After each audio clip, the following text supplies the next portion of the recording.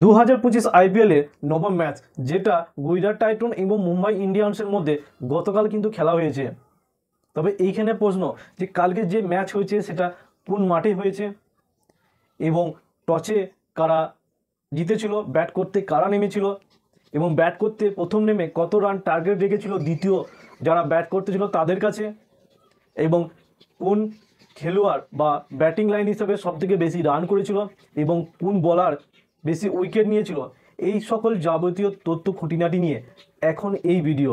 So বন্ধু, আইপিএলের প্রতি যে ইন্টারেস্ট থাকে এবং মুম্বাই ইন্ডিয়ান্স এবং গুজরাট টাইটনের মধ্যে যে খেলা হয়েছে তার ফলাফল কি হয়েছে এই সকল জানতে অবশ্যই পুরো ভিডিওটা দেখো। আর একটা রিকোয়েস্ট, অবশ্যই যদি আমার ভিডিও প্রথম দেখো তাহলে অবশ্যই লাইক করো এবং ফলো করে নিও, যাতে পরবর্তী এই ইন্টারেস্টিং বা এই জাতীয় আইপিএল জাতীয় ভিডিও তোমরা দেখতে পাও। তো বন্ধুরা, কাল কিন্তু মুম্বাই ইন্ডিয়ান্স এবং গুজরাট টাইটন দুই দলই কিন্তু নেমেছিল খেলতে।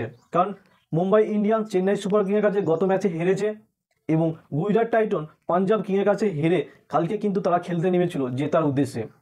কারণ দুই দলই কিন্তু আইপিএলে পয়েন্ট টেবিলে মাইনাস হয়েছিল, সেই হিসেবে তাদের টার্গেট ছিল যে আইপিএলে প্লাস পয়েন্ট হিসাবে নিজেদেরকে টিকিয়ে রাখা। সেই হিসাবে অবশ্যই দুই দলই কিন্তু কাল নেমেছিল জেতার লক্ষ্যে। মুম্বাই ইন্ডিয়ান্সের ক্যাপ্টেন হার্দিক পান্ডিয়া এবং গুজরাট টাইটনের ক্যাপ্টেন শুভমান গিল দুই ক্যাপ্টেনই কিন্তু কাল মাঠে নেমেছিল টস করতে, এবং টসে জিতে মুম্বাই ইন্ডিয়ান্স এবং বল করার সিদ্ধান্ত নেয় এবং গুজরাট টাইটন তার পরিপ্রেক্ষিতে অবশ্যই ব্যাট করতে নামে।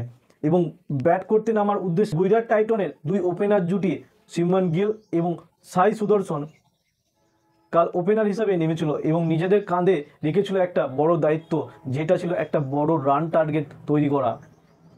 সেই হিসাবে দুই ওপেনারই কিন্তু কালকে নিজেদের ছন্দে খেলছিল, একটা রান টার্গেট কিন্তু তারা এগিয়ে নিয়ে যাচ্ছিল একের পর এক। কিন্তু গুজরাট টাইটনের পক্ষে কিন্তু সেটা ছিল না ভালো। অবশ্য দুই ব্যাটসম্যানই কিন্তু তাদের শুরুটা ভালোই করেছিল, একের পর এক 4 ছক্কা মেরে 8 ওভারে রান স্কোর নিয়ে গেছিল 78 রান। কিন্তু নবম ওভারে বিপত্তি ঘটে বা ধাক্কা খায় গুজরাট টাইটন। ক্যাপ্টেন হার্দিক পান্ডিয়া মুম্বাই ইন্ডিয়ান্সের হয়ে নিজেই বল করতে আসে এবং শুভমান গিলকে আউট করে দেন। গিল এইখানে 27 বলে 38 রান করে তাকে ব্যাবিলনে ফিরে যেতে হয়। এরপর ব্যাট করতে নামেন ইংল্যান্ডের মারকুটে ব্যাটসম্যান জর্জ বাটলার। অবশ্য জর্জ বাটলারের প্রতি অনেকেরই আশা ছিল যে জর্জ বাটলার অবশ্য রানটাকে অনেকটা এগিয়ে নিয়ে যাবে। সেই হিসাবে বাটলার কিন্তু নিজের ভঙ্গিতে কিন্তু কালকে খেলছিল একের পর এক 4-6 বাউন্ডারি অবশ্যই বল পাঠাচ্ছে এবং তার সঙ্গে ছন্দমতো খেলছিল পিছিয়ে থাকা সাই সুদর্শন। দুজনের মধ্যে একটা ভালো পার্টনারশিপ কিন্তু তৈরি। একদিকে যেমন জর্জ বাটলার তার ব্যাটে রান তৈরি করছে, অন্যদিকে সাই সুদর্শনও কিন্তু তার সঙ্গে ভালো একটা পার্টনারশিপ দেওয়ার জন্য সে তার ফরম্যাট কিন্তু সে এগিয়ে রাখছে। এভাবে খেলা এগোতে থাকে এবং শেষ অবধি কিন্তু জর্জ বাটলার কিন্তু বেশিক্ষণ মাঠে টিকে থাকতে পারেনি। 14তম ওভারে মুজিবুর রহমান মুম্বাই ইন্ডিয়ান্সের হয়ে বল করতে এলে উইকেট কিপারের হাতে ক্যাচ আউট হয়ে ফিরে যেতে হয় জর্জ বাটলারকে।